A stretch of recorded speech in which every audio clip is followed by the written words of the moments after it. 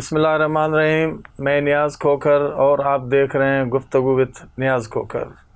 آج ہمارے ساتھ سینئر صحافی ذوالفقار ببر صاحب موجود ہیں. آج ہم ان سے بات کریں گے امریکہ ایران جنگ کے خاتمے اور پاکستان کی کوششوں سے امن معاہدہ بھی ہو گیا ہے. کل اس کو جنیوا میں حتمی شکل دی جائے گی اس معاہدے کو. ذوالفقار ببر صاحب کیا دیکھ رہے ہیں؟ پاکستان کی کوششوں نے رنگ بھر دی ہیں، بالکل رنگ بھر دی ہیں پوری دنیا کی. جو اداس اور مایوسی والی کیفیت تھی اس میں پاکستان نے رنگ بھر دی ہیں، اس میں کوئی شک نہیں ہے. خطے میں جو ایک بھونچال آیا ہوا تھا اور جو مہنگائی اور جو دنیا ہل گئی تھی اس جنگ سے، پورے 6 ماہ کے بعد پاکستان کی کوششوں سے وزیر اعظم پاکستان شہباز شریف اور فیلڈ مارشل عاصم منیر کی کوششوں سے امریکہ ایران امن معاہدے پر آ گئے اور گزشتہ رات جو ہے اس پہ ڈیجیٹل دستخط بھی ہو چکے ہیں. کل جو ہے جنیوا میں اس معاہدے کو حتمی شکل دی جائے گی.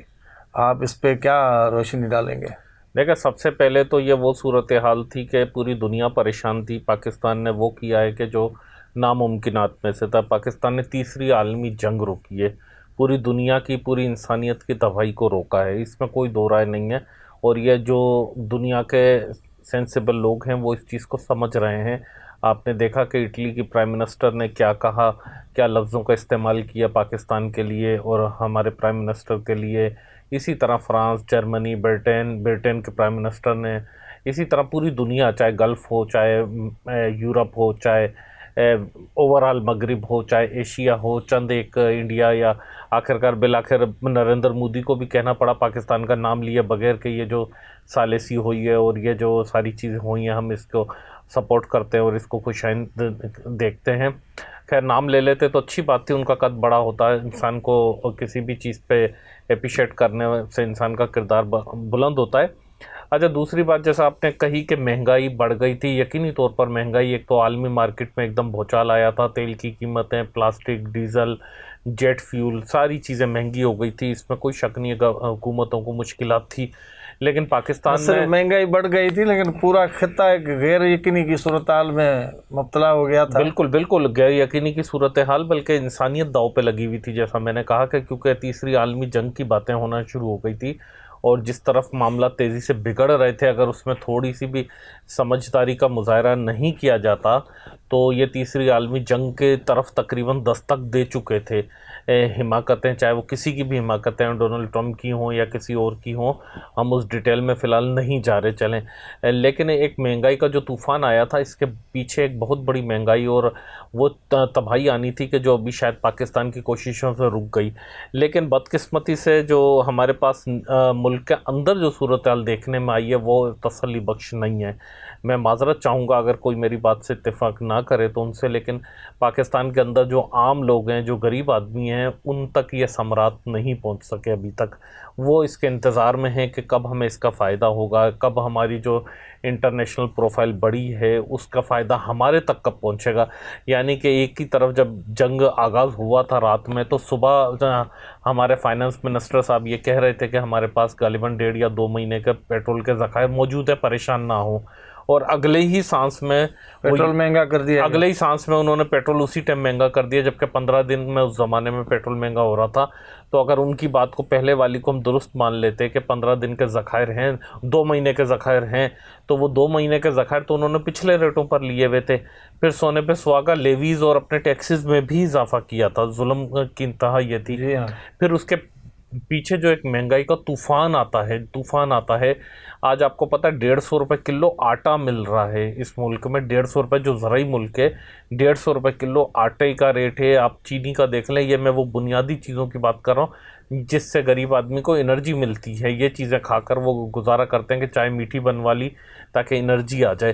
ان کے پاس کوئی انرجی ڈرنکس، کوئی میڈیسن نہیں ہوتی ہے انرجی کے لیے. تو وہ چیزیں اتنی مہنگی ہو گئی. اس کے بعد اب اگر یہ تھوڑا سا پیٹرول سستا کر بھی دیں گے تو بھی میرا خیال ہے کہ باقی مہنگائی کو کنٹرول کرنا کافی مشکل ہو جائے گا، کیونکہ پاکستان میں ایک دفعہ کوئی چیز مہنگی ہو جاتی ہے، جب پیٹرول رات 12 بجے مہنگا ہوتا ہے تو صبح آپ 6 بجے بھی بریڈ لینے جاتے ہیں بیکری پر تو وہ کہتے ہیں کہ جناب پیٹرول مہنگا ہو گیا، لہٰذا بریڈ کے ریٹ یا انڈے کے ریٹ بڑھ چکے ہیں۔ اچھا، اس مہنگائی کے ایشو پر بھی آتے ہیں، لیکن اصل جو بات ہے جو کل جنیوا میں ڈائلاگ ہونے جا رہے ہیں حتمی طور پر، ویسے تو ڈیجیٹل دستخط ہو چکے ہیں اور ثالث طور پر وزیر اعظم شہباز شریف کے بھی دستخط ہو چکے ہیں، کل جو ہے ایک رسمی طور پر وہاں ایک ملاقات ہوگی اور اس میں اعلان کیا جائے گا۔ تو کیا سمجھ رہے ہیں کہ یہ جو امن معاہدہ ہے اس پہ منوعن عمل ہوگا اور اس کی کوئی خلاف ورزی نہیں ہوگی؟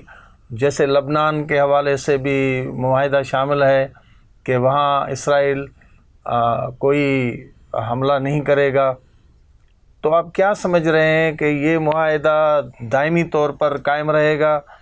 دیکھیں، ہونا تو چاہیے عمل، لیکن اسرائیل جو ہے اس پر شدید بے چین ہے، خاص طور پر جو نیتن یاہو ہیں وہاں کے پرائم منسٹر، ان کی ساری سیاست جو ہے وہ جنگی بنیادوں پر لگی ہوئی ہے۔ اگر آپ ان کا مینیفیسٹو ڈیپلی جا کر دیکھیں، اگر آپ ان کی ساری سیاسی تاریخ ان کی اٹھا کر دیکھیں تو انہوں نے ہمیشہ جنگ کو اور اس کو نفرت کو اس کو پرموٹ کیا، جس طرح نریندر مودی ہیں، جس طرح طالبان ہیں، بالکل اسی طرح کا ان کا جو سلسلہ ہے۔ ابھی چند ماہ یعنی بعد کہہ سکتے ہیں کہ یہ ایک جنونی شخص ہے، بالکل جنگ میں ہی مزہ آتا ہے، اور ان کی سیاست اسی پہ چلتی ہے۔ تو وہ جو ہے اب الیکشن آ رہے ہیں، میرا خیال ہے اکتوبر کے بعد اسرائیل میں الیکشن ہے، تو اب وہ کیا منہ دکھائیں گے؟ وہاں پر اسرائیل میں ان پر شدید کرٹیسائز ہو رہا ہے، کیونکہ جو اس حماس کو یہ ختم کرنا چاہ رہے تھے، 3 سال انہوں نے جنگ لڑی، حماس تو ختم نہیں ہوئی، بے گناہ لوگ یقینی طور پر لاکھوں شہید ہو گئے، لیکن وہ آج بھی موجود ہے۔ بلکہ ایسا ہوا کہ بہت سے دنیا کے ملکوں نے فلسطین کو ایکسیپٹ کرا، فلسطین کے حق میں ان لوگوں نے بات کی جو شاید کبھی نہیں کرنا چاہتے تھے، ان لوگوں نے بھی بات کی۔ اسی طرح اس کے ساتھ ساتھ ان کو جو نقصانات ہوئے وہ ایران کو سب سے بڑا خطرہ سمجھتے تھے، لیکن اب جو اطلاعات آ رہی ہیں کہ ایران اس سے بڑی طاقت بن کر سامنے آئے، بالکل، تو یہ ان کے لیے تو کافی مشکل ہے یہ چیز ایکسیپٹ کرنا۔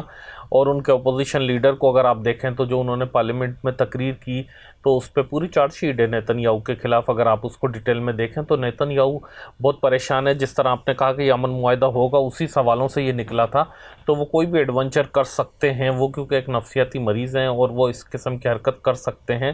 ویسے تو ان کو ڈونلڈ ٹرمپ نے شٹ آف کال دی ہے، اور جو وہاں کے سینسیبل لوگ ہیں میرا خیال ہے کہ وہ یہ سمجھا رہے ہیں کہ اب آپ اچھے بچے بن جاؤ، کیونکہ اب امریکہ آپ کو بچانے نہیں آئے گا۔ اگر آپ نے شرارتیں کرنا نہیں چھوڑی تو پھر اگر ایران نے آپ پر اٹیک کیا تو پھر آپ کے لیے مشکل ہو جائیں گی، کیونکہ دیکھیں جو معاہدہ ہو رہا ہے بالفرض اگر یہ امریکہ اپنی فوجیں ہٹا لیتا ہے اور معاملات بہتر ہو جاتے ہیں، ایران بھی امریکہ اور اس کے الائز کو چھوڑ دیتا ہے، پھر اگر لبنان میں معاملات کشیدہ ہوتے ہیں اور اسرائیل سے کوئی دوبارہ ایران کا معاملات کشیدگی کی طرف جاتے ہیں تو اس چیز کی کیا گارنٹی کہ امریکہ اس کو بچانے آئے گا؟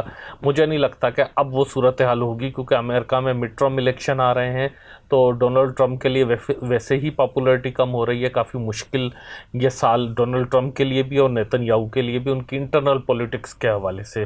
اچھا، یہ ایک بات جو ہے حیرت میں ڈالنے والی ہے کہ اسرائیل جنگ میں ایک مین کردار تھا اور یہ امن معاہدے میں اسرائیل شامل ہی نہیں ہے۔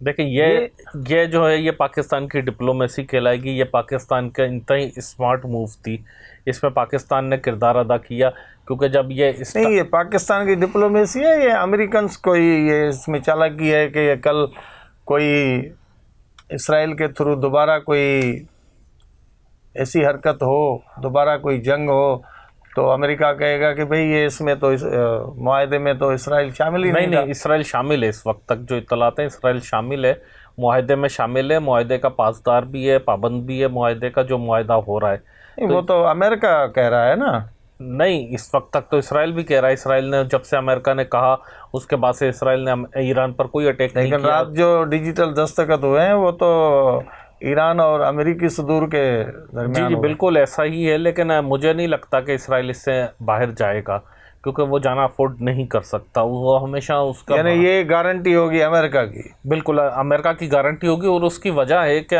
اسرائیل نے ہمیشہ جو فلسطین کے معصوم لوگوں پر ظلم زیادتیاں کر کر، جہاں کوئی فوج نہیں ہے، جہاں بلکہ پولیس تک نہیں ہے، وہاں پر کارروائیاں کر کے دنیا میں ایک امپریشن دیا تھا کہ ان کی فوج جو ہے بڑی ایڈوانس ٹیکنالوجی کے ساتھ ہے، بڑے پروفیشنل سولجر ہیں، ان کا اسلحہ بڑا جدید نوعیت کا ہے. یہ اس نے ایک امپریشن کریٹ کیا ہوا تھا دنیا میں، ایک تاثر قائم کیا ہوا تھا. حقیقت اس کی ان موجودہ حالات میں سامنے آئی جب ایران سے، کسی ملک سے، کسی فوج سے آپ یا یہ سمجھا جائے کہ ایران اسرائیل کے ساتھ نہیں بیٹھنا چاہ رہا ہے، ایران کی ڈیمانڈ پر اس کو باہر رکھا گیا ہے. نہیں، میرا خیال ہے کہ ایسا نہیں ہوگا، کیونکہ ایران کی اگر ذاتی طور پہ دیکھیں تو ایران کو نہ امریکہ پسند ہے نہ اسرائیل پسند ہے. دونوں جب وہ امریکہ کے ساتھ بیٹھ رہا ہے تو میرا خیال ہے اسرائیل کے ساتھ بھی بیٹھ سکتا ہے. اور ویسے بھی جب بات ہوتی ہے دو فریقوں میں تو کتنی بھی بڑی دشمنی ہو بیٹھا جاتا ہے ساتھ. لیکن چونکہ یہ پاکستان کر رہا تھا، پاکستان اس کو سفارتی طور پر تسلیم ہی نہیں کرتا اسرائیل کو. اور جو باقی ملک تھے تسلیم، جیسے قطر ہو گیا یا ترکیہ ہو گیا، یا جنہوں نے پہلے اسٹارٹنگ میں قطر اور پاکستان تو ثالث ہیں. جی بالکل ثالث ہے. اسٹارٹنگ میں اس میں مصر نے اور ترکی نے بھی کردار ادا کیا تھا ثالثی میں، یا چائنا نے بھی کردار کافی ادا کیا ہے بیک فٹ پر رہ کر. تو ان لوگ ممالک نے پاکستان کو اس لیے آگے کیا کہ وہ لوگ اسرائیل کو ایکسیپٹ کر چکے ہیں، تاکہ اسرائیل کو ایک طریقے سے یہ سفارتی سطح پر بڑا جھٹکا لگائے. انٹرنل پولیٹکس جس طرح میں کہہ رہا ہوں، نیتن یاہو انتہائی دباؤ میں ہے، تو یہ ایک اسمارٹ موو رہی پاکستان کی طرف سے بھی اور جو باقی پاکستان کے جو دوست ممالک تھے ان کی طرف سے بھی. اب آ جاتے ہیں، اگر ایران کا یہ معاہدہ اللہ کرے کہ کامیاب ہو جائے تو میں یہ سمجھتا ہوں کہ اب جو ایران کی گیس پائپ لائن تھی پاکستان کے ساتھ، وہ معاہدہ بھی شاید جلد ہی کمپلیٹ ہو جائے، جس پر التوا کا شکار تھا 2013 کے بعد سے مستقل وہ التوا کا شکار رہا ہے. تو اس پہ میرا خیال امپلیمنٹ ہو جائے گی گیس پائپ لائن. اور ہو سکتا ہے کہ تیل کی بھی کوئی پائپ لائن ایران سے ایسا کوئی سلسلہ شروع کیا جائے. یہ میرا اپنا خیال ہے کہ ایسا ہو سکتا ہے. اگر ایسا ہوتا ہے تو یقینی طور پر جو ہے بہت زیادہ چیزیں نیچے آئیں گے، ریٹ توانائی کی چیزوں کے ویسے بھی کم ہونے کیونکہ یو اے ای آپ کا اوپیک سے نکل چکا ہے. تو اب وہ ایک کمپٹیشن چلے گا کہ ہم تیل زیادہ بیچیں. اب ای وی گاڑیوں کا زمانہ آ رہا ہے، سولر سسٹم پر دنیا شفٹ ہو رہی ہے گرین انرجی کی طرف.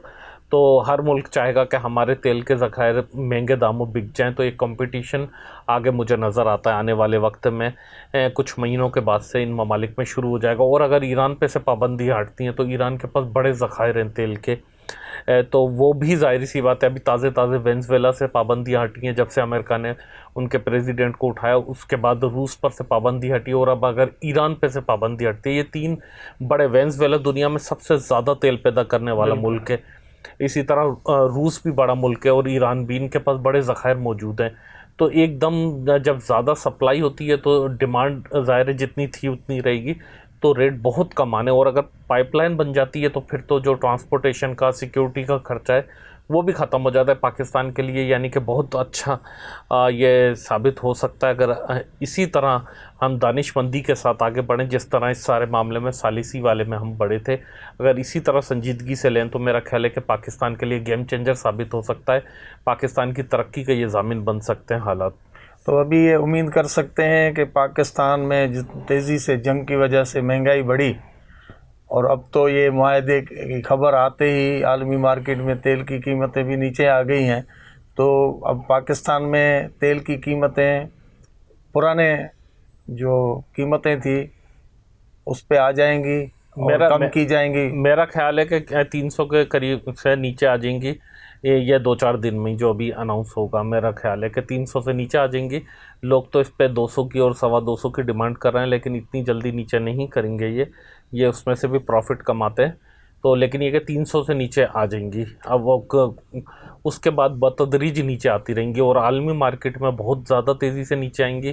تو اگر اس کا ڈائریکٹ عوام کو فائدہ نہیں بھی ہوگا، لیکن گورنمنٹ اگر ڈائریکٹ فائدہ عوام تک نہیں منتقل کرے گی، اس کے باوجود بھی ایز اے پاکستانی نیشن ہمیں فائدہ یوں ہوگا کہ ہمارے پاس جو گورنمنٹ کا خسارے والا بجٹ ہوتا ہے، خسارہ ہوتا ہے بجٹ میں، یا جو سرکولر ڈیتھ ہوتا ہے، یا دوسری چیزوں میں ہمارے جو رولنگ میں پیسے ہوتے ہیں، تو اس میں گورنمنٹ کے لیے کم از کم آسانی ہو جائے گی، یا IMF کی جو قسط ہوتی ہے وہ دینے کے لیے، تو یہ بھی فائدہ ہوگا ایک مجموعی طور پر ایز اے ملک ہمیں، اور ویسے عوام تک بھی کچھ نہ کچھ اس کے اثرات آئیں گے، آنے تو مکمل چاہیے ویسے، جس طرح مہنگا ہوتا ہے ایک دم، لیکن شاید یہ مکمل عوام کو اس کا ریلیف نہ دیں۔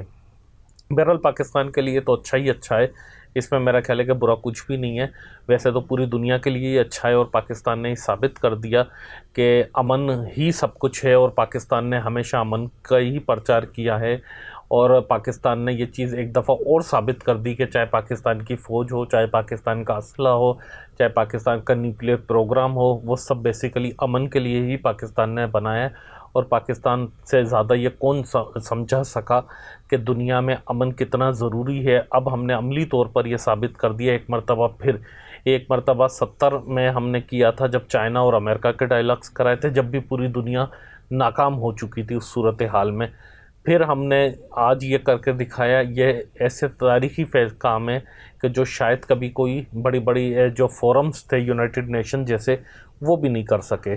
جی بالکل، یہ بڑا اعزاز ہے پاکستان کے لیے کہ عالمی طور پر جو طاقت ہے امریکہ اور ایران کی جو جنگ ہوئی، اس سے پوری دنیا ہل کر رہ گئی تھی، اور پوری دنیا جو ہے مہنگائی اور ایک ڈیسٹیبلائزیشن کے طرف چلی گئی تھی۔